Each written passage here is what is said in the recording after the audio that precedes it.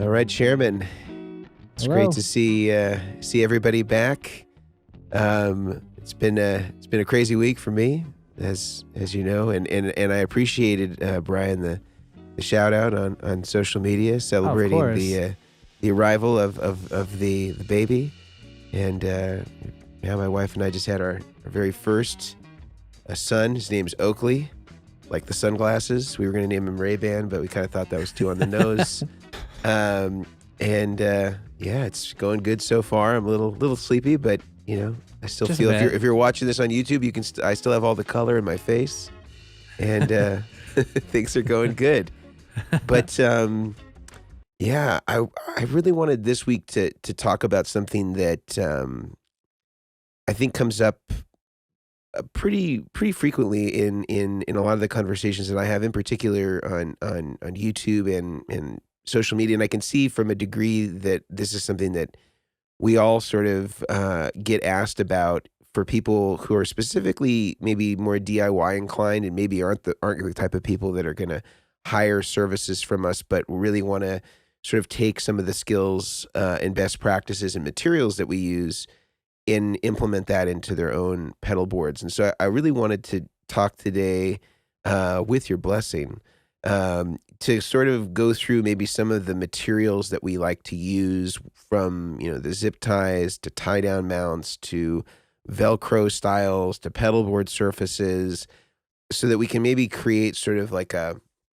database, or sort of a lookup table for somebody that's motivated to take on, you know, doing their pedal boards, and they have sort of a resource that they could rely upon, that they know this is something that professionals are using, that it's going to be something that's going to last, you know, and it's not just going to be, you know, the 10-cent Amazon bulk buy tie down mounts that, you know, your first humid day of the summer is just going to lift them right off the entire pedal board, and you just have these little adhesive square wedges that are white, you know, on your pedal board, and there's no security whatsoever of the cables.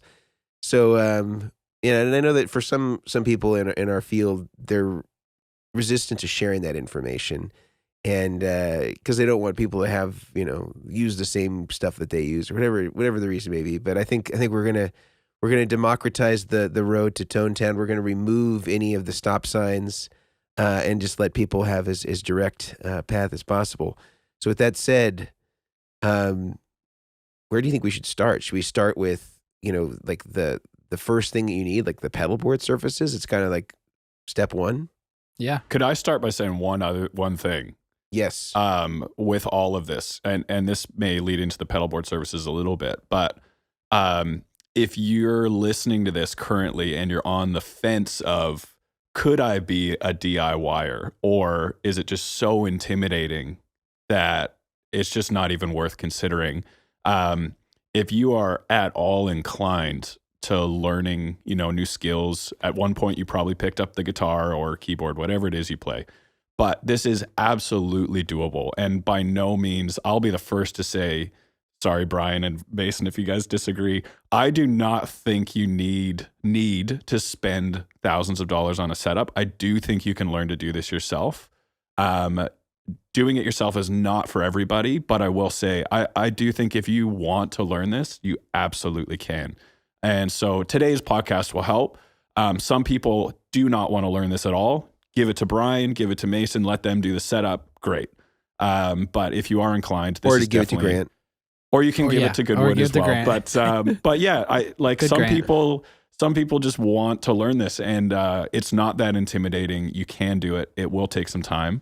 But yeah, I think the first thing is you need to decide on a pedal board surface, and after you've done a layout. After you've done your layout, then you can find a pedal board surface to start. And that's all I wanted to say before getting into this. Back to you guys.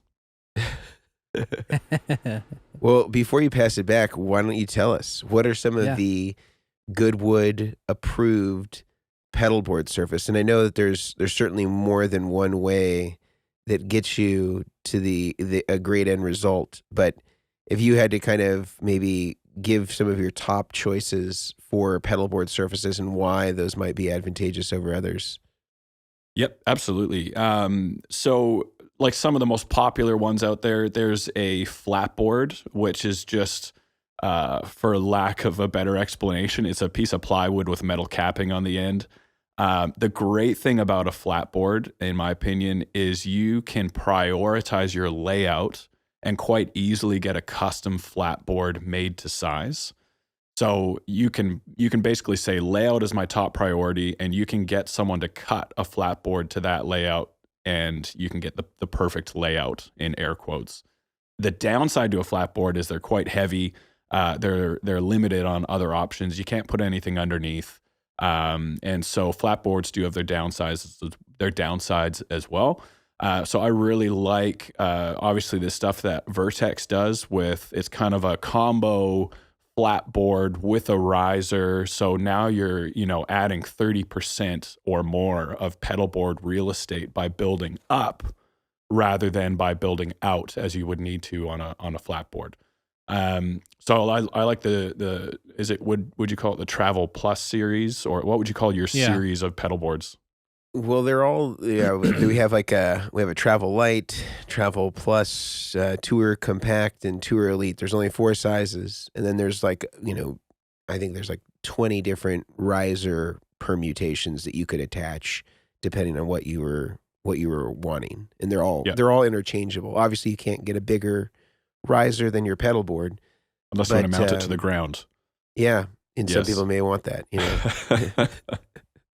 But yeah, there's just those 4 sizes, and they're great for certain things, like we've sort of optimized them based on the type of builds that people will see us do, and it's not for everybody. Yeah. But it is one good route to go if you kind of want a flat board that's lightweight and you don't want some of the drawbacks as far as routing options are concerned, and you want to be able to utilize space underneath. Ordinarily, a flat board couldn't accommodate that. Yeah, and so that stuff's awesome, and I love how you've made it compatible with Pelicans, which are, again, strong and light, which weight being the big thing we're all trying to combat here. Yeah. And then we work a lot with Creation Music Company. They have an Arrow board I really like, and the Arrow is kind of an aluminum board, but you can fit power underneath, certain power supplies, I should say, underneath if they're small enough. Yes. And then the only other thing that I guess people really need to decide, in my opinion, is do you start with a flat surface, whether that's an aluminum board or an actual wooden board, or do you go angled?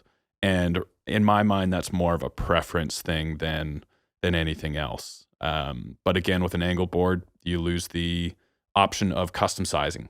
And so Pedal Train being the biggest angled board out there, maybe not necessarily the best. Whenever we get a pedal train in, I try and convince guys to put a plywood top, paint it black. It's a little bit down and dirty, but it works. And the reasoning for that is, again, you can prioritize the layout, and you can put pedals on top of where a gap would have been if you didn't have that plywood top or some sort of custom top on it. Yeah. So yeah, I've talked a little bit here. I'll pass off to either maybe Brian has some good thoughts here on surfaces as well, but that's where I'd kind of start. But just to clarify, you don't like topless pedal trains. Topless pedal trains. Yeah, that's what I heard. It's just awkward. Okay. Yeah, for everybody. Exactly. Got it. Okay. Yeah. So. I'm in the same boat of whenever you're trying to don't pick your board, then try to conform everything down to that, unless you're on a crunch of space for if you're touring or fly dates or something, if you have the space, if I can share it, because I think it's a really handy tool to show. I'm not sure if I can share it. Go ahead and share it. If you're watching on YouTube, you'll see Brian's screen being shared. All right, let me see if I can find it. There. Did you do some good diagrams again, Brian? I didn't do a diagram, but I did do. Can you see this? Yeah. Oh, yep. Yeah. Okay, so this is pedalplayground.com. So literally, when I get a quote for a setup or anything, I go straight to this site. So it's free. It's amazing to use. As you can see, I can type in Vertex, and it shows all your all the boards, all the risers, the different types. It doesn't have the newest version 2 with the cutouts. They're the standard view. We better talk to Mr. Playground. Yeah, Travis. Yeah, I'll actually reach out to him because I do a lot of these setups, and the thing about them is they're very accurate. So you'll get like pedal trains, like websites set up that they're okay. You'll see people they're like, it's not true to size. I guarantee you, he measures every single pedal, gets every spec, and it's like, if this is what it's gonna look like, this is what it's gonna like. It's gonna fit on that board. So that's the cool thing about that is you can pick different boards, different companies, if I can do that. Or you can type in a, like Custom an actual flat series. Like I typically, it's like flat series. So you can throw that there. As you can see, it doesn't fit. So that's where I start is like, you can go down the pedal list and literally pick every single pedal, if it'll let me, that company could have. Some companies aren't in there if not as well known. But pick them all out, lay them all out, and then start figuring out your size. And you can choose a pedal, obviously, that like resembles the size of something. Exactly. If it's like kind of like an odd or unusual brand that you're Exactly. that would be on there. Yeah, he does some like he actually has like I think it's Mammoth. They have some different I like see. enclosures, which is Yeah. cool.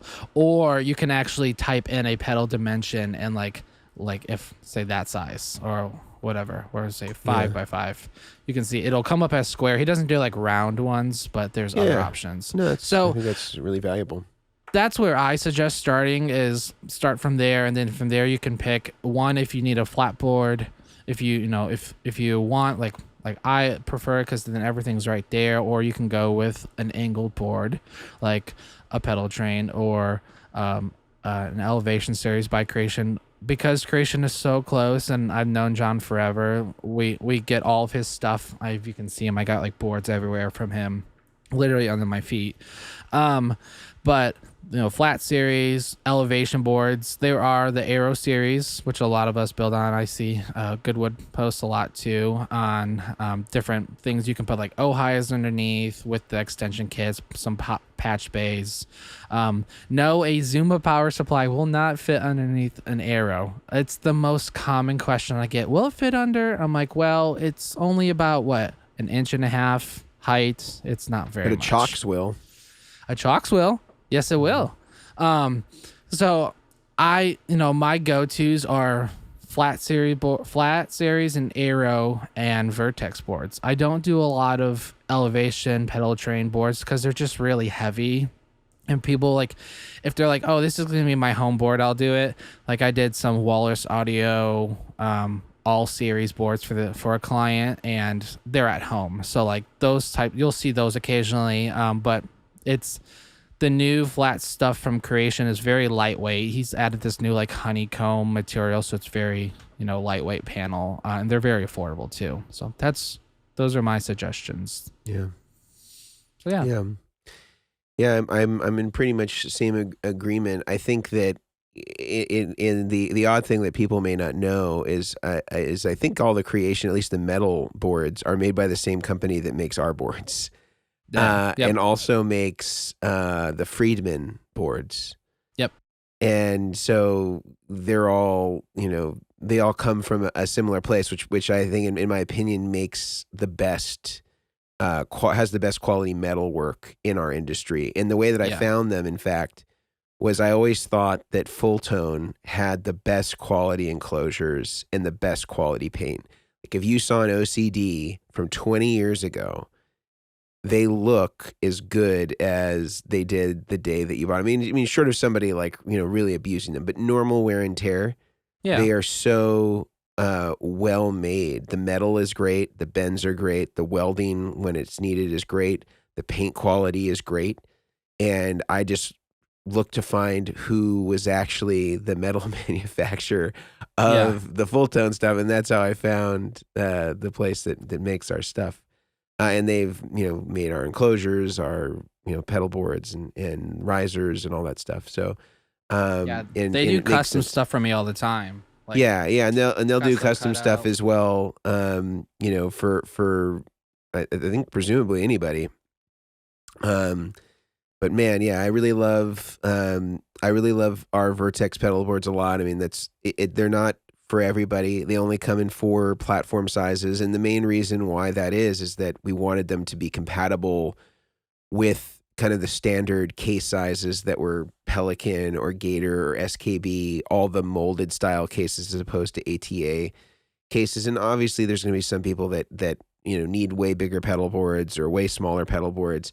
And I totally get that. My baseline is always professionals. And for the most part, professionals need stuff that they can either carry on, especially now that the restrictions for flying are so strict, or something that they can check, underneath a plane without having to pay increased luggage fees. So kind of the intent is that a fully built board in the case would be under 55 pounds so that it would meet whatever requirements. And obviously some guys have status and stuff like that, and they can get away with a heavier board, but the main issue is making sure that it meets all those requirements. And so our pedal boards can be traveled with, and there's not going to be any consequence to the musician financially to have to have to make alterations to their pedal board or compromise.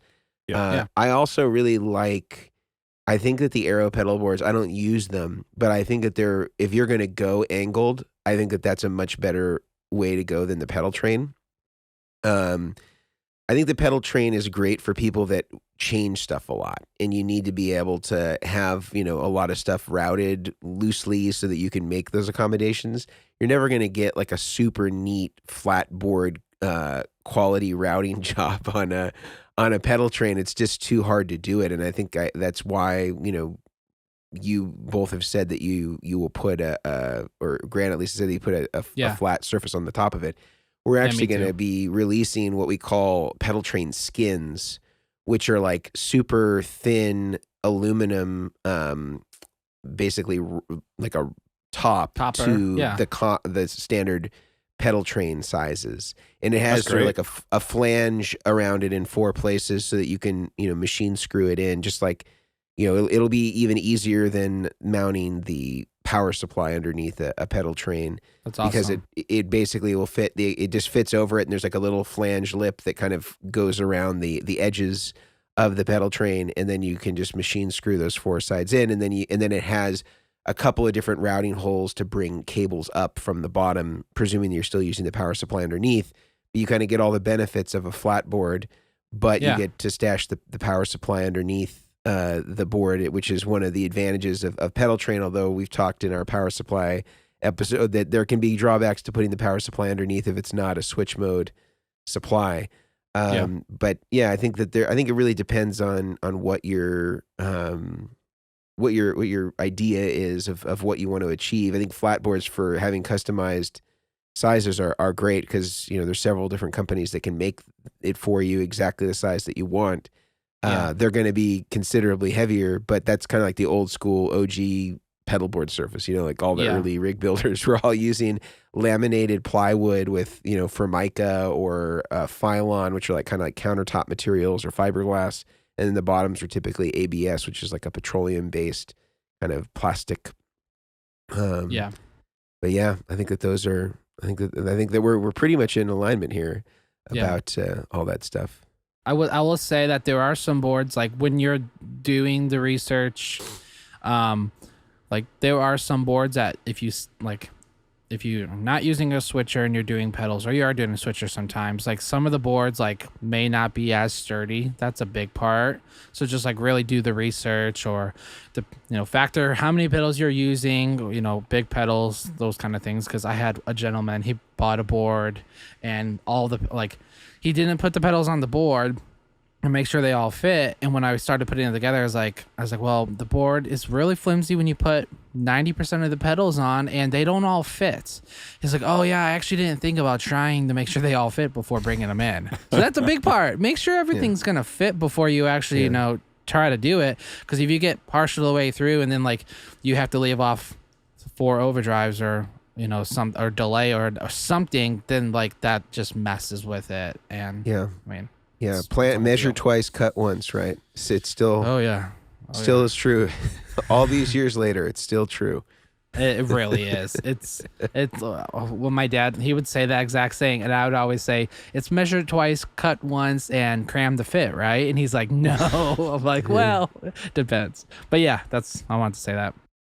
I think as well, we can't leave pedalboard surfaces without mentioning Schmidt Array And one I was recently looking into as well was Hellweg in Nashville.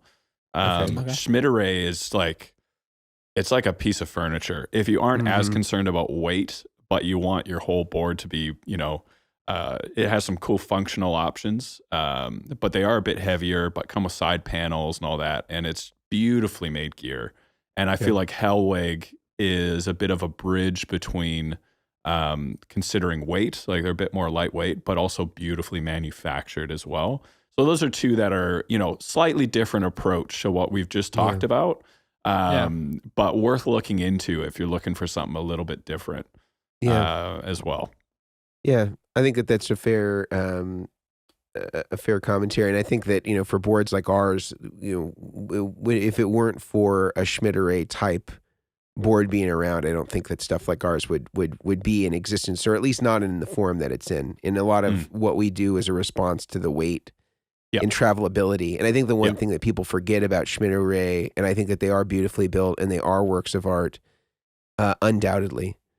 I think one of the challenges is that if you are not carrying it on yourself, you need to have a case for it. And Brian and I both know, somebody who traveled with one, and the board, case that because it's kind of built into the case, broke, in transit, and the board becomes useless because the board in the case are intertwined. And so that's always a dangerous proposition, because if the case is damaged, now the board is compromised. So you would need a case for your case. And, I remember when I had first gone to Anderton's, Danish Pete had just had his pedal board built on a Schmitteray by Daniel and the Gig Rig guys. And it wasn't a big pedal board. It was maybe, I don't know, like maybe 15 by 12 or something like that. Their pedal boards tend to be a little more square. And it weighed like 50 pounds. They're heavy. With the top off. And I was just like, it looked great, and the board was beautifully built, but it was so heavy relative to the size that you couldn't check a board like that. You'd have to put it into a case, and then you'd increase your weight. And if you carried it on, which his would work, it was heavier than a suitcase, that was the maximum size. And so I think that's just the main concern that I would have if I were ever doing a build with them, just to really make sure that you were fully aware of the consequences. It's not a travel board. No. Yep. Yeah. But they are amazingly well made, unquestionably. Yeah. Totally. Yeah, absolutely. I agree completely. What about if we're going to the next step? We've talked about the surface. The next part, I think, wouldn't it be like cables or cable ties, zip ties, tie down mounts, those sorts of things would kind of be the next in the organization, or maybe even Velcro. Maybe we can call adhesives and fasteners as one category. What do you guys think? Yeah, I'm a big fan of adhesives. Also fasteners make it high on my list. And I would say, obviously, I still remember trying to bring it back to maybe some of the guys that are new into the building their own rigs, looking up, trying to find out what are those square things called that people stick onto their boards, like anchor, plastic square thingy with tape on the back. I didn't know what to call them, so it was so hard to find them. Let's go back to your search history when that was first happening. Exactly. My gosh. Long since deleted. But yeah, so I call them anchors or cable mounts. I don't even know if that would work on Google, to be honest. But typically, these things are just great and they do not have to look clean. Obviously, if you're a pedal board builder, that is part of the goal. But it's just a great way to secure your cables, power, signal, MIDI, TRS, and in my mind, the main goal, other than cleaning up your board, the main goal is to make sure that none of these cables are going to get accidentally tugged on and put strain on a pedal board jack, the cable itself, whatever it is. So it's kind of preventative maintenance. And then if you can make it look clean, that's a bonus. But especially if you're using an angled board and you think maybe your power's underneath or there's cables running underneath, and you pull your board out of its case and a cable gets caught in a latch, chances are that cable is going to get ripped out, possibly damaged. And so just a couple of anchors throughout can actually save you a whole bunch of trouble. But whether or not you want to go to town on those things and put them everywhere is totally up to you. But I don't think that's necessarily you want to go full must. Omilion. Exactly. Is it full Omo? Is that what we call it in the biz? Probably not. Full Omo. Emphasize the O. Yeah. Oh my God. I just like to use a million of them, okay? A million. Okay, good. Yeah, so what is funny is that is like my second most asked question. What is that attaching thing called? Like, I'm like, attaching thing. I'm like, there's Velcro, there's zip tie, there's so many different things I could think of it being, and it always ends up being these little guys. There you go. Yeah. So when I started, and you guys might know this, I use these ones from Home Depot. Yep. They're garbage. I'm just gonna be honest. I have I'm just gonna put it out there, okay? Because when you put them on, the adhesiveness of them, and I could be wrong, and I would love to know if you guys think it, is that it's just not very strong compared to like the grade that Mason was it? What do you call that grade? Marine grade. Marine grade, like that toughness of the anchor. And I recently actually started getting stuff from Creation again. Like I said, I get a lot of stuff from Creation.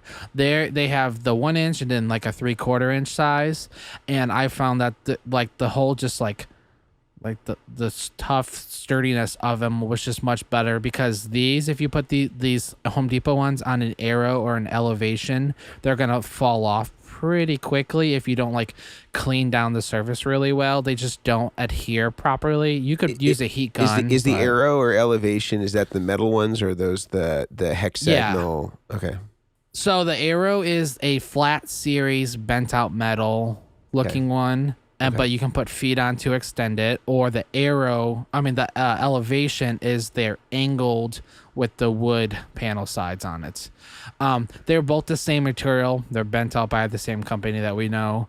And there's just something about that these anchors, I have a whole pack of them in my drawer, and they're like my like last resort anchors to use if it's like a flat board where it's that type of material. If I have one handy, I could show you that it actually will adhere to. I've wasted so much money on them personally, and regretted spending the money on it. And it would suck to start doing them, and then you're like, oh crap, I can't even use these. So yeah, so buy good anchors. Buy good anchors, unless you want them to all just fall off. I mean, What about for zip ties and Velcro if we're going full adhesives? And also, if you have a good Brazilian waxer, this is now the time, I think, if we're in adhesives, just to slot in our new sponsor. Let's do it.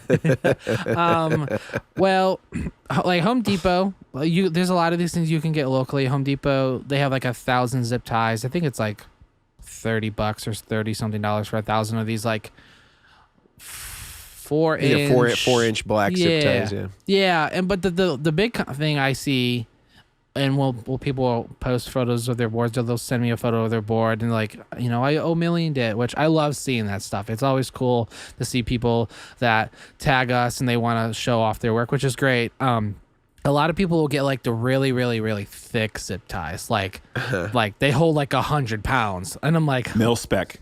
That's what I'm saying. Like, they're really, really heavy duty, and I get that. But like, I would use that to, like zip tie like something to a flagpole or something like that. But like, if it's like, like I don't. Well, that's my camera. I'll keep talking. And I get these 8-inch. It's gonna be hard to see. They're really thin. Yeah. But they're the same thinness of the Home Depot quality. I like the longer ones because if you have a little bit of a bigger bundle of cabling. Yeah. Otherwise, you have to use 2 of the 4-inch cables together, and then it just looks weird because you got the lock part on both sides, and aesthetically, I don't like that. So I actually get these off of Amazon, and I have them on a monthly subscription, so I get like 3 packs every month. Awesome. And I go through so many of them. because I use a lot of that stuff. But yeah, that's what I suggest is the thinner black. I mean, if you're all for going for those colorful different zip ties, the mark out different areas, because I've seen one guy use all blue for power, all red for audio. Like, if that's what you want to do it. I just prefer these 8-inch skinny, super thin black ones. Now, what about a Velcro? What do you like? 3M Dual Lock. I use that religiously. It's ridiculous how much I use it. Just because I like it, because I have cable right here actually. With a zip tie, with like hook and loop Velcro, you know, it's right to the surface. But 3M Dual Lock has a little bit of a gap to where you can actually like fit the cable like underneath the pedal. Yeah. And I've been doing a bunch of video reels lately where people will be like, how are you getting cables under the pedal with that Velcro? And I'm like, well, it's actually dual lock, and people don't realize like you get how a much 1/16 of an inch. Yeah, it's not much, but you can't run like a ton of power cables through it. But like, you could, if you're in a pinch, you could run DC cables underneath it really nicely. Like, there's things that you can route underneath with dual lock that you can't with hook and loop. Hook and loop is great. There were some clients that like, I know that they're touring route, so I'm gonna throw hook and loop on there because those suckers ain't gonna move ever, unless you use a wooden spatula to pry it off. Like, I mean, we've all done a wooden spatula to get something off. But I am, 3M Dual Lock. I use it all the time, and it's. Do you my use favorite. different densities, Brian, or do you use the same density on both sides? Currently I only use the just one density. I know, I think you guys both use different ones. I've actually been talking to Brian Meter about resourcing getting our dual lock from Grant. So, and I think that they talked about different density. I can't quite remember, but SJ3551 and SJ3550 I think are the best two to mate. Okay. But, there's a 250 and a 400 stem, and you can mate 250 with 400 for the strongest hold. Yeah. Or 250 to 250. But I mean, dual lock is strong no matter what combination you use. Yeah. Exactly. Yeah, and if somebody has like a revolving door pedal or something like that, you might do 250 on both sides because it'll still lock in plenty well, but it'll be a little easier to you could probably do it by hand still, but if you go 250, 400, you can't do it by hand anymore. Yeah. Can I tell one little story about dual lock that Brian might find amusing? Do you guys know Mr. Locke? I don't know him personally. Been trying to get personal meetings for ages just to compliment the man. He will not take them. So maybe this is one last ditch effort right here. Let's do it. But there is one downside to dual lock, and this is where the story comes in. I'll try and create a good arc for you guys. Okay. So storyboard it. Dual lock has the one downside that hook and loop Velcro does not.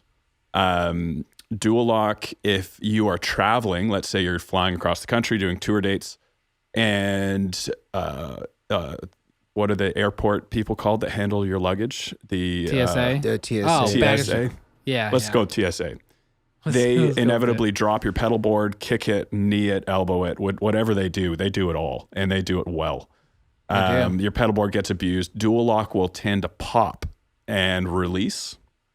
Oh. And so if you need to obviously put enough on, but if it gets a hard enough hit, it will release, and you can show up on the other end, and your pedals are loose and knocking around, doing all sorts of things. For those of you listening, I was just waving my hands in the air, simulating those pedals flying all over the place. So what I did, this was probably, 4 years ago. I did a super quick video on Instagram, and I basically said, dual lock's awesome. This is the one downside. Did a hammer, and a pedal dropped off upside down on Instagram. And I said, dual lock can tend to pop. I remember and this. Literally within one day, Brian posted a video. Me too. I truly believe this was unintentional. Brian posted a video in one day, and I think it was a hammer. Takes a hammer on a pedal board. Hammer. Dual lock doesn't pop. And I looked at that like, Brian's not this sassy. Like he's not the guy to take a dig like this. And then we'll get your side of the story in a sec, Brian. But sure enough, I read, some of the comments on Brian's post and was like, oh, shots fired. Goodwood just posted something else, similar to this. And so I would love to hear your take if you've ever had a customer report on the popping, Brian. But also, I think we just have to clear the air, get rid of any grudges that may be still there. First off, I just started immediately sweating crazy after hearing this story because I remember this day. I was here and like someone walks in and I had the whole board completed.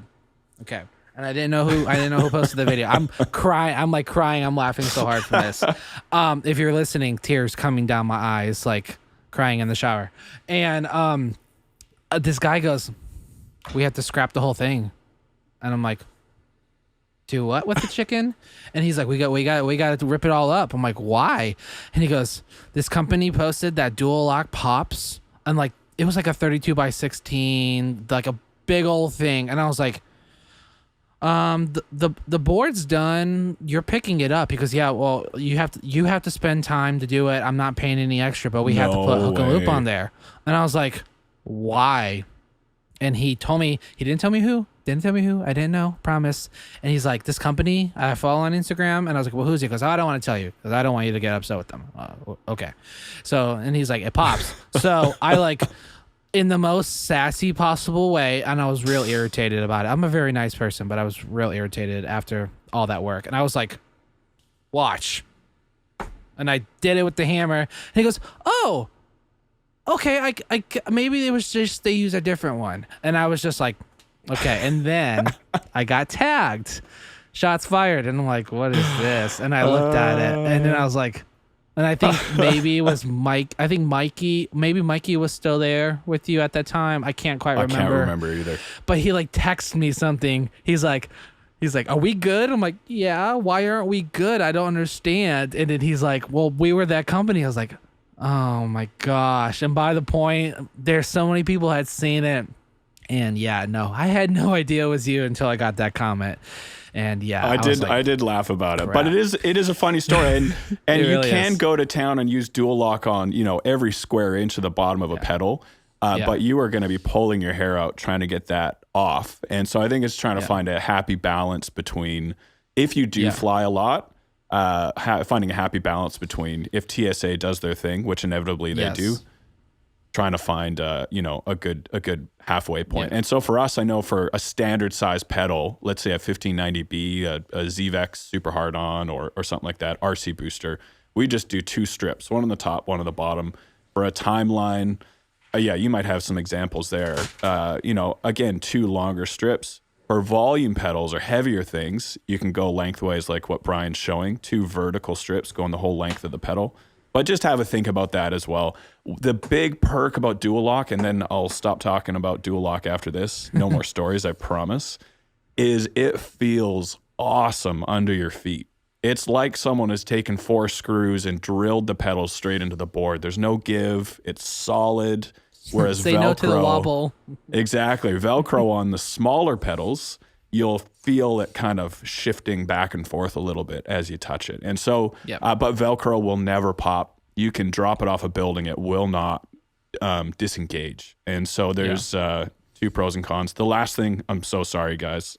I'm talking a lot here. The last thing I will say, though, I always tell guys that ask, I want to mount something underneath my angled board.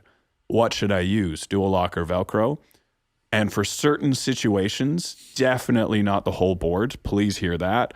I will say use a one side dual lock, a 250 stem, the other side loop Velcro, and that combination is going to rip the Velcro off the bottom of the board before it releases. It is such a strong hold. So for a power supply underneath a board or for something you really know you aren't going to be moving around much, that is a great thing. And if you do need to disengage that, get a thin metal ruler or your friend's, not your own credit card, and you can kind of slot it in between the two or a library surfaces. card. How about exactly, that? A library card. Yeah. Yes. I use the thin metal ruler all the time as a little hack even for Velcro. You can kind of just slide it between, especially on big loopers like a PVC 10.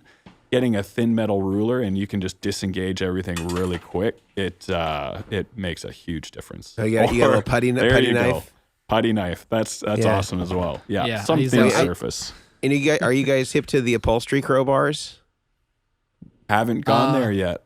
Oh, man, your lives are going to be changed. So I use an upholstery crowbar to remove pedals from dual lock and or ordinary Velcro, and it's basically a crowbar, but it's made out of plastic. Oh, brilliant. And it's got all rounded edges. And that is the best tool, in my opinion, to remove pedals because it's very robust. It doesn't flex, but it also won't damage the paint or the metal on your pedals because it's all plastic. Awesome. So upholstery crowbars, you can get them at most auto stores, whatever auto store may exist where you are. I know that there's different regional auto parts stores like AutoZone or O'Reilly's Auto Parts. And what's the one in Tonetown again? I don't know the one in Tonetown. Yeah, okay. we haven't gotten there yet. So when we arrive in Tonetown, we'll let arrive, we'll know. Yeah, yeah. But those are really great tools to remove. And you can get like little kits on Amazon, for maybe $15 or $20, and they'll have a few different sorts of angles, sort of depending on, what it is that you want to remove. Certainly not designed for pedal boards, but really between the 16 different attachments that they give you'll be able to get off any pedal seamlessly without any damage to the pedal. That's awesome. I do want to throw one thing in there. If you put anchors down or you're trying to get Velcro, hook and loop, dual lock, anything off, one tip I suggest is using a hair dryer. You can use a hair dryer lightly on the bottom of a pedal. Helps get like the hook and loop Velcro off real easy because that stuff is a pain to take off. But it also, if you have anchors on a pedal board and they're in a way of like you wanting to put a new pedal in that spot, you can actually throw the hair. I have a heat gun, but you can also use a hair dryer just and wave over it for 30, 40 seconds, and it will help get that anchor off. You might still have some residue, but you can use your hand to roll the adhesive back off. Your fingers might hate you for a day. Adhesive is you can actually wrap some duct tape around your fingers, sticky side out. Oh yeah, that's a good one. Heat gun on the glue or hair dryer on the glue, and you can just tap the glue with your taped hands, and it'll bring up that hot glue right away. Yep. Good way to clean a board. And for hook and loop, you can also use the hook and loop that you've already pulled off, and I do what I call the Brazilian waxing technique, where I'll take, hook and loop that's already been removed from the pedal board, and I'll reapply it over the residue, and then rip it off. And you're not going to get a closer shave than that, I'll tell you that. We needed a sound effect there. As soon as you ripped that glue off. I think there's a commercial opportunity there for sure. Yeah, so if anybody has any connection with some sort of at-home Brazilian waxing kit, we'll certainly entertain a sponsorship idea.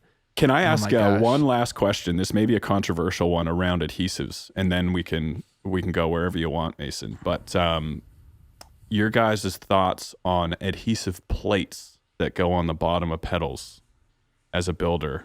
I know I'm not going to mention any companies in particular. Just curious what your guys' thoughts are. Instead of dual lock, instead of Velcro, what are your thoughts on adhesive plates? Brian, come on, man. I just put out an Instagram reel showing how to remove these. Not how to put them on, though? Nope. Okay. Maybe that's enough said. That's all I'm going to say. That's all I'm going to say. I show how to remove them. Back to you, folks. What about me? Do you like the adhesive plates? Okay. Mason just disappeared. What I will say, I will say they are a brilliant idea. They're very handy if you don't have a board that's super compact in terms of layout. And this is just my opinion. You guys can hate on me in the comments if you want. But as soon as you need to change your layout, then you're now kind of stuck with your pedal having to slot in a certain area, and inevitably you're going to want to find a happy medium between those two set locations, and it's going to be a pain to have to do it. So whenever we get a Prempel board in the shop, I usually tell people that, maybe consider using dual lock instead of the plates, and it'll give you more flexibility in future. Yeah. Although I do have to say, I really do think they're a brilliant idea, but they are not great for all circumstances, which is kind of like what we've been saying for most things. Like, you kind of have to find happy mediums for everything. Hey, there's no compromise at Tone Town, though. There's no compromise. No compromises. No compromises. I think the challenge, though, on those style boards, or really any style boards that have a lot of holes in them, using dual lock, is you don't actually get a lot of adhesion because there's not a lot of surface area. Yeah. And so in some cases, I can understand if you purchase that style of board, you may be sort of locked into having to go that route. I don't build boards with that surface, so I don't have a lot of experience with it. Only than removing them from the backs of pedals that are being converted into like a standard flat style pedal board. There's good ideas. The Hindenburg many thought was a great idea. Didn't turn out so well.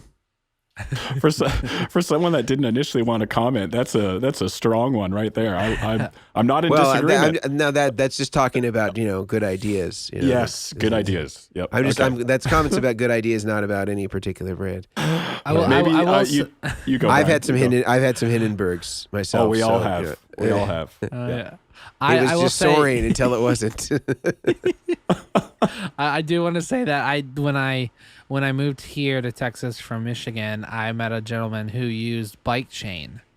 Yep. On his boards, and I literally, those like blew my mind. I'm like bike chain, like that's just the name of it. So I searched bike chain, and it was just bicycle chains coming up, and I'm like, how the heck are you using this on a pedal board? I was so confused. He's like, no, you break them apart. I have this tool. And I will say, like, if like you don't change up your stuff and you're touring or whatever, that's another good option. But I don't suggest drilling that into a metal board. The idea being that you have a piece of metal with two holes on it about half an inch long. One hole, the screw that holds the pedal's lid on goes through this one half of a bike chain. The other half, you can actually put a screw into your pedal board surface. Yeah, and so that it just won't work though for other styles of, or not all styles of pedals, right? Like if you have let's say a Maris pedal or a full tone pedal where the screws are on the side, you'd have to bend. I do like the bike chain idea, and I had used it. And there's other there's stuff that's similar to a bike chain, which is basically almost like kind of like a figure eight style, like metal extrusion, where it's kind of looks like an 8 and has two holes. Yeah. And I used to use them sometimes on wah pedals or stuff that would have like a lot of impact, where I would do that. But wahs are really easy to make that work because they almost all have screws on the bottom, and it's a flat surface, so it's really easy to make that adjustment. But there are people that did that for a while. I remember seeing a lot of that kind of mounting technique that maybe predated the pervasiveness of dual lock. Yep. Yes, exactly. I don't use it anymore, but I did for a while. Not necessary anymore. Right. I like to keep my pedals at a cool 46.5 degree angle, so that's just me. Grant, do you have anything that you want to add, modify, clarify about maybe some of those materials? It sounds like for the most part, you and Brian are kind of using similar stuff, but any additions to that or more validations of that? I don't think so. I would say the main thing with anchors and zip ties and anchors and zip ties especially is don't be precious about having to cut a zip tie and rerun a channel or rip up an anchor and run it a different way. Especially if you're new to this, you will have to redo sections of your setup. And so they're so cheap. Like, chuck them down, do your setup. It's like, oh, that channel isn't where it's supposed to be. Rip it back up again and run it where it should go. and it's well worth the time to get the setup right than it is to save a few pennies, literally, on zip ties and anchors. Yeah. But, I agree. Yeah, I agree with what you guys are saying. Yeah.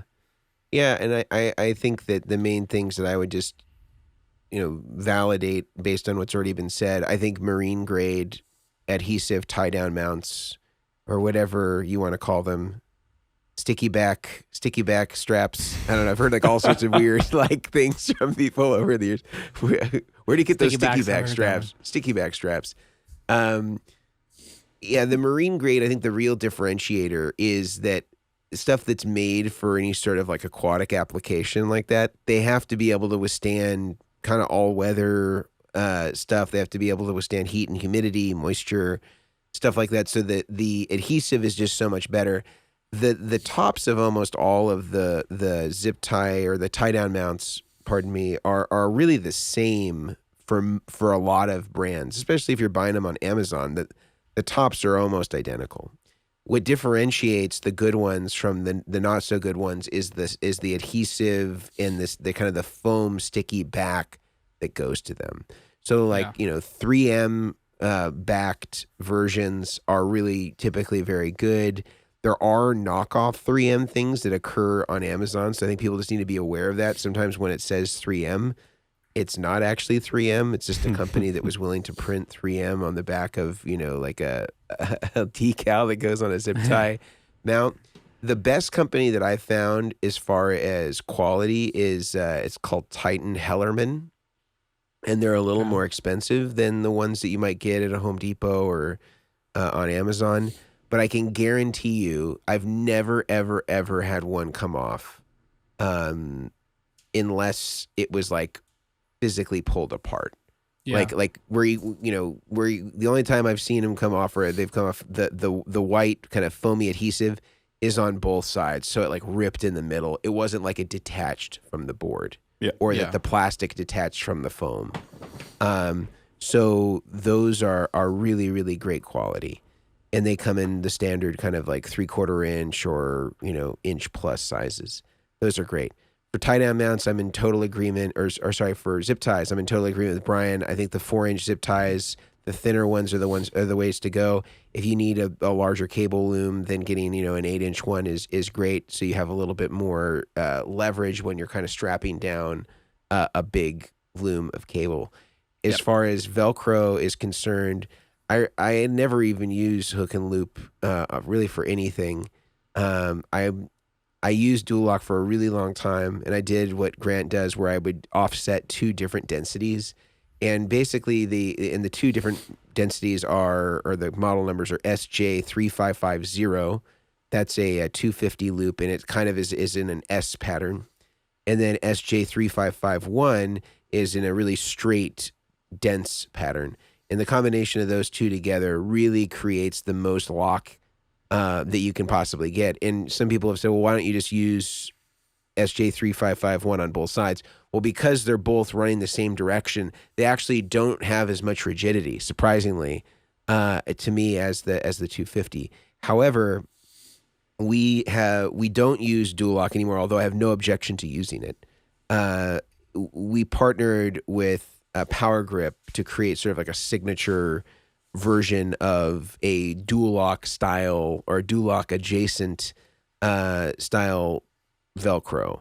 And it's really the only principal difference is I think our adhesive is a little bit better as far as modification. If you end up taking off dual lock, sometimes it can be a little bit difficult to clean that up, especially if you get the black dual lock that has the white foam adhesive on the back.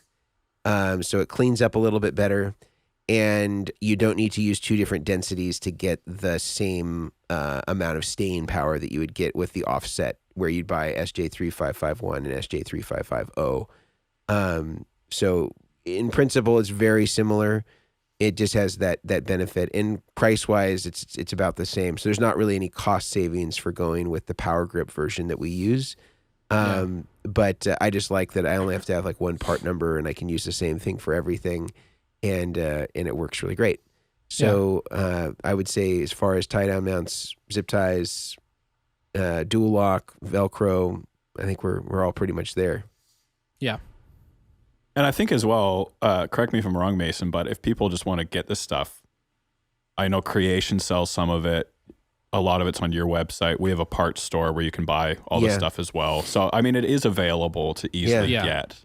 Yeah, or Amazon, or there's a place called like iTape Store that sells both 3M dual lock, and has all those different densities and different colors if you want clear versus black. There's options for that. One thing I will just say as an aside is that when you apply dual lock or fill in the blank adhesive, don't go all the way to the edge of your pedal, because you will always see those seams of the Velcro underneath the board. And so usually and it's not just me, I can definitely see that all of us do it here, where we kind of set in the alignment of the dual lock or whatever Velcro it is that we're using in by maybe a eighth inch or a 16th of an inch from the edge of the pedal. And I typically don't cover the screws so that we have access to the bottom of it. Correct. If you need it. I usually kind of offset it slightly from the screws and slightly from the edge of the pedal, so that it doesn't show when the Velcro is invisible once the pedal's down. And if I ever need to remove the bottom of the pedal for whatever reason, that I have full access to the screws that hold together the enclosure. And also for an angled board that often has holes in it, don't put the dual lock on your pedal before you know if it's going to go over top of a hole. Yeah. That's also speaking of Hindenburg moments, I've done layouts like I'll just pre-do all the dual lock and I'll just pop it down, and then needless to say, it's trying to stick to air. And dual lock, as great as it is, doesn't do well sticking to air. Yeah, it's not guaranteed. Exactly. Exactly. Yeah. Now, I think that the final part of sort of the DIY components, as far as materials are concerned, it really has to come down to cables and plugs. And maybe we can sort of wrap this around not only like power cables and plugs, but audio, TRS, MIDI, cables and plugs as well, and kind of tie all that up and finish the conversation today on that. Yeah. Who wants to kick us off? I'll go for it, and I'll try not to talk too long. So I will say the first thing that comes up with cable, and I know you guys will have more to add to this, but to keep it really simple at the top, people love to focus on capacitance, and the best cable out there is the one with the lowest capacitance. And I know this isn't a podcast on that, but I think the main thing to know is that every cable has a sound, and I'll tell guys, especially for going pedal to pedal on your pedal board, if you're used to a certain sound, let's say George L's is quite bright, and you move to something like Mogami 2319, which is kind of one of the industry standards, you're going to notice a big difference. It's going to sound like you turned a pedal on or off on your board. Mogami is a little bit darker. And so I would say go into a new pedal board setup if you're going to use a new type of cable, knowing that it will change the sound of your board. The bigger the board, the more drastic the sound. So I mean, I don't know what people are using currently as they're listening to this, but we basically exclusively use Mogami 2319, and we also offer like an Evidence Audio monorail, which is a solid core cable. But really it does come down to a lot of preference with the sound that you're kind of after. And I know even Mason, you did a video, this was a while back, might have been last year now, where you got a bunch of artists together, blind tested them on a bunch of different cable types. And I was really curious to see the outcome, and I was surprised to see that it wasn't something like necessarily, I don't even think it was 2319 or monorail that was the winner that everyone kind of preferred. Yeah. It was something, and you'll have to tell me what it was, but in a blind test there was another type of cable that they all kind of gravitated towards, but I know it was kind of more of a standard hardworking type cable. It was the Mogami 2314, which is basically just the slightly smaller diameter version of the 2319. So it was real similar cable, just a little smaller diameter. But the other thing on that video that I thought was the most interesting finding of all of it, because first what we did is just tested all the cables, just like kind of like what would be a normal, maybe serial pedal board length. So I think that they were all maybe like 30 or 50 feet. I can't remember the length that we chose, but all of them were the same, soldered with the same cable. They're the same plugs, same length of cable throughout. And then we moved a buffer in front of them, which would be more typical of what you would see on a pedal board. Yeah. And once the buffer was involved, the differences between cable A and cable B and cable C, et cetera, became much more nullified. In other words, they didn't have the same drastic changes sonically that occurred when you were using them with just driving them with the passive guitar pickups. Once the buffer was involved, those differences really narrowed considerably. So maybe there was a 20% difference between cables before the buffer. Once the buffer was involved, they all were within a few percentage points of each other in terms of the difference. So I think that really what it was indicative of is if you're using high quality buffers, you can probably get away with a variety of different cable types because the pedal board environment is so low impedance comparatively to what a guitar pickup can produce, in terms of driving cable capacitance, that it kind of just changes the game to a degree. So where George L might have a really perceivable sound difference coming from the guitar going into the pedal board, once it's on the pedal board, there's probably going to be a lot less difference sound-wise using George L versus Evidence versus Lava versus Mogami versus Belden, et cetera. Yeah. Which it's always interesting to hear from my side of the fence where people fight this out over and over again.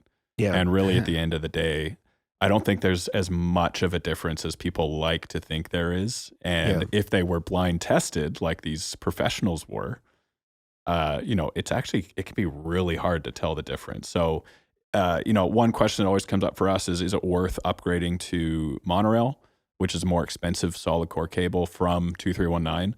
I tell people it is not, if you haven't personally experienced it already, I wouldn't necessarily spend the money on it unless you already know going in, this is, insert the cable name, this is the cable I prefer. I probably would just stick with a 2314 or 2319 and just call it a day. Yeah.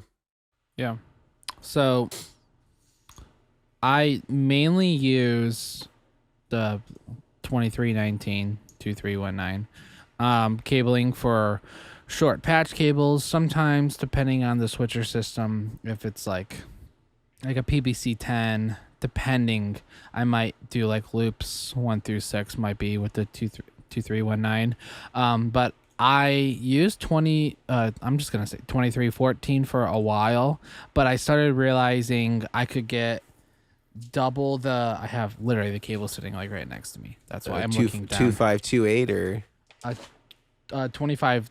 I think it's 2528. I can't quite remember the number. It's basically the same thing as 2319, except it's got a seam in the middle of it for an insert cable or Y cable. Yeah. So it's 25. So the cool thing about it is because I tell people like ends up being like double the cable, but it also has, and it's hard to tell. And if you're listening on the podcast, envision two thinner cables, but one has a white line on it, like a white strip down the side of it. And why I like that is because when you're doing, I go through the cables, if you're making splitter cables like a TRS on one end to dual TS on the other side, you tip, like for me, I'll solder, the tip will be the white lined side, and then the ring will be the solid black opposite side. You're the opposite. Okay. I'm the opposite. Okay. I have no reason. Whatsoever, but that's interesting to hear. Yeah. That's good to know. I don't know why. It's just, I've always done it with the 2328 on square plugs. They're pretty tight already. Like you don't really need like the heat shrink because they clamp down, because I use the SP400 plugs. I rarely use the SP500 plugs. I did one on this side because I labeled the ring side with heat shrink, but then like you'll get stuff like on, like I mainly use the Creation plugs recently because I've had a shortage of getting this square plugs, but like you can see 2528 fits on a TRS pancake plug and a TRS straight plug, but you can't get two 2319s in a pancake or a straight plug. I have tried, and it's just not possible. You're gonna rip the cable off. Can you get 2528 into a TRS square plug? Yeah. Yes, you can. Yeah, it's very, very I was going to tight. ask if you guys have any special techniques, because I can do it, but man, it kills me. Yeah, no, I've actually had one guy, he's like, I can't, I don't know how you did it. Like, it was like phone calls of me trying to explain it to him. And I'll tell people, it's all about how you lay the cable in the channel, really comes down to it. Like, they have to be on top of each other. They can't be on the side. They have to be, like, perfectly. And there's an art to soldering a TRS plug. We all know a TRS and a MIDI cable, because there's just so many pins. But with the SP 500s, I don't have the problem with the mini cakes because there's a little bit more wiggle room inside, which is nice. But the SP 550s, I guess it's 550S, when I just barely tighten one side, and then I have a pair of coated clamps that I'll clamp down on the plug, and then I'll just tighten and get them, and then I'll go side by side until I get it locked in. Okay, about the same method then. It is a pain though. Yeah, it's frustrating. That's why I've been using the mini cakes with Creation, because they're the same identical size. The inside has a little bit more room inside. If it's a normal patch cable, I have to use heat shrink because there's too much wiggle room inside. It kind of reminds me of like the Switchcraft. I can't remember. Yeah, the 228s. Those are like what I originally started with. Those had a lot of wiggle room, and you had to add, even on 2319, which, because I'm a dad, because we're like, 2319 Instagram, not Instagram, Monsters Inc. The sock. That's how I call it, the sock cable half the time. We had 2319. So like using that cable with like a Creation plug, I have to put heat shrink. So yeah, it comes down to 2528, 2319, and then I have like a standard Mogami mic cable I use. I just can't remember. 2552 probably. Hey. Yeah, 2552 is kind of standard. Yeah. For everyone listening, it's just mumbo jumbo numbers, and sorry. So there's XLR cable, there's patch cable, and then I call it like insert cable, the two running beside each other that you can do an insert cable with. Yeah. Exactly. Yeah. All those numbers, you call so many. 877 Jenny. 675-309. Yeah, but I think as far as what Brian said, I think it's pretty standard. Like 2319, I think is really great, easy to use, and I think that the consideration is that people forget about in when it comes to cables is that you don't need to have the same type of cable that would exist outside of the pedal board on the pedal board. So a lot of people, especially in the past, would say, well, why don't I just use Neutrik, like really thick, robust plugs everywhere on the pedal board, Mogami 2524, which is the really thick, like the thickest instrument cable that they make as a standard, and just use that everywhere on the board. Isn't that better? And the answer to that is no. And in the confines of Tone Town, right, the speed limit on the pedal board is 15 miles an hour. We don't need the robust plugs of a Neutrik plug or a thick cable like a 2524, because you can't route it very efficiently without putting a lot of stress on the plugs or the jacks of the pedals themselves, and you just don't have the room to be able to do it. And so any of the benefits that would be attributed to a Neutrik plug and a Mogami 2524 thick cable are completely lost and irrelevant on the context of the board. You need flexibility. You need something that's easy to route, something that is a smaller diameter, so that when you're doing these larger cable looms, you're able to fit everything appropriately on the pedal board. So by all means, use 2524 and Neutrik plugs for what's coming into the pedal board and what's leaving the pedal board. But on the pedal board, as we talked about before, the difference between cables is really nullified if you're using high-quality buffers, as we've talked about in other episodes. So long as those are in place, the difference between a Georgelle, a Monorail, a 2319, a 2314, those are all going to be within a very small margin difference. And I would go for the cable that's going to be the easiest to work with, is the most flexible, and is going to be reliable in this context. And I think that the cables that we mentioned are absolutely it. And I think that if you want to get into plugs, I pretty much only use square plugs exclusively. The SP400s is typically what I'll use, or the SP550S if I need stereo. And there's a new one that's now a straight version of that same stereo plug. I forget the model number. Do you know what it is, Brian? I don't, because I've actually never used it. I was never a fan of the straight square plugs, just because when they originally released it, you had to do the little screws on the side, and I never could get like a solid connection. Plus, they didn't have a TRS version, so I haven't used it. But I know the new version it has like a cap on the inside that's like a better like restraint inside, and it actually just screws on, and that's it. There's no screws, so I don't actually know. And it's thicker than the original SP. I think there's a 6 series now. They kind of made a bigger diameter series. Yeah. So anyway, those are great. I use all those. The straight ones I like. I just think you need to be you have to end up with pretty short leads in order to get the set screw to really be effective as far as strain relief is concerned on those. Exactly. For TRS, I do use the 2552. I also use 2552 on MIDI because you don't need 4 conductors and a shield for MIDI for guitar stuff. You just need a shield and then 2 center conductors for the 3 middle pins on a 5-pin DIN MIDI protocol. And so I'll use typically those switchcraft clocking jacks, and clocking just means that you can rotate the angle of the plug, like you would positions of the clock. Yeah, if you're looking on YouTube, you can see Brian holding one up right now. Sorry, I can't focus. So I'll use those for MIDI, or I'll use the Neutrik or Rian straight versions of the same style 5-pin DIN MIDI protocol plug. TRS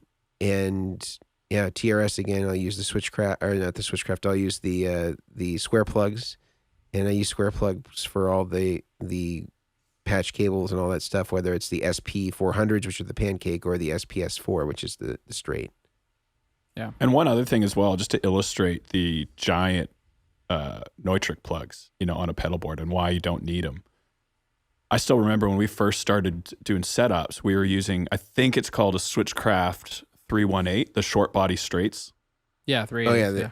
Yeah, 380s, Those don't even have strain relief. Like you literally, the only thing holding the cable in place is solder. And that sounds like a little bit of that's a risky move. But I will say we never once had an issue with them. And on an instrument cable, it's not going to work. But on a pedal board where you're not pulling the plug, in and out all day long, you really don't need that much on your plugs as far as strain relief goes. Obviously, most have it.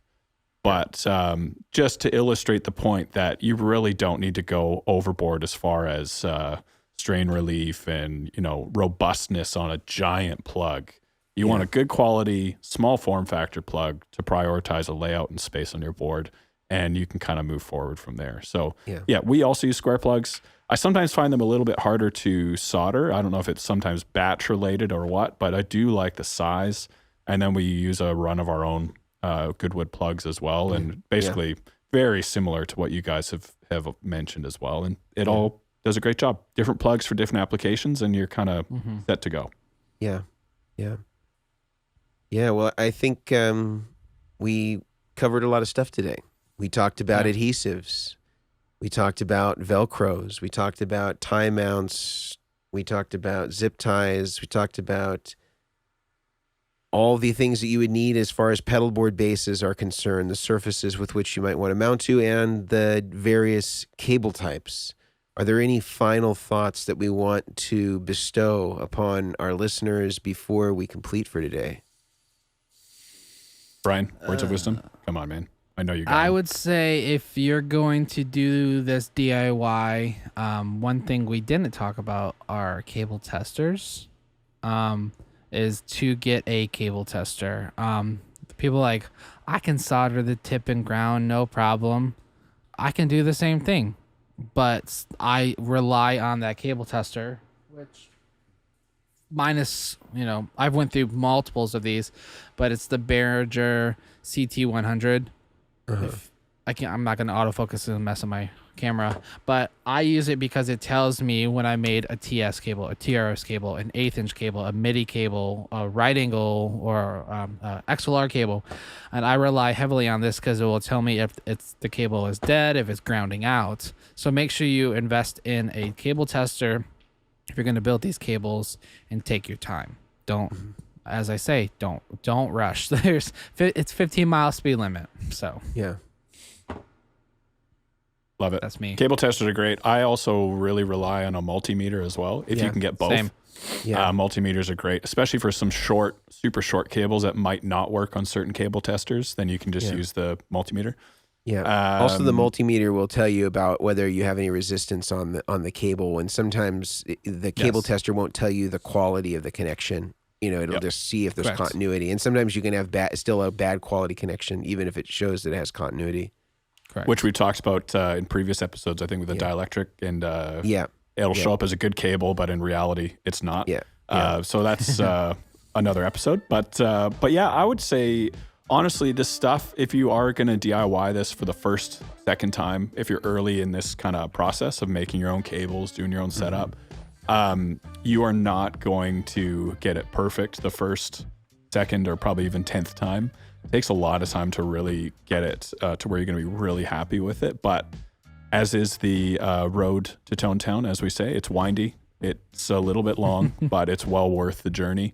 And so just don't get frustrated. Don't give up. We're all here to answer questions. Post questions even in the YouTube comments here. And I'm pretty sure they all go answered. I know I check them periodically and make sure there's nothing missed. And I know, Mason, you guys do a great job on that as well as Brian. So just put your questions up, and we're all here to help. And we know what it's like to start out and have no clue.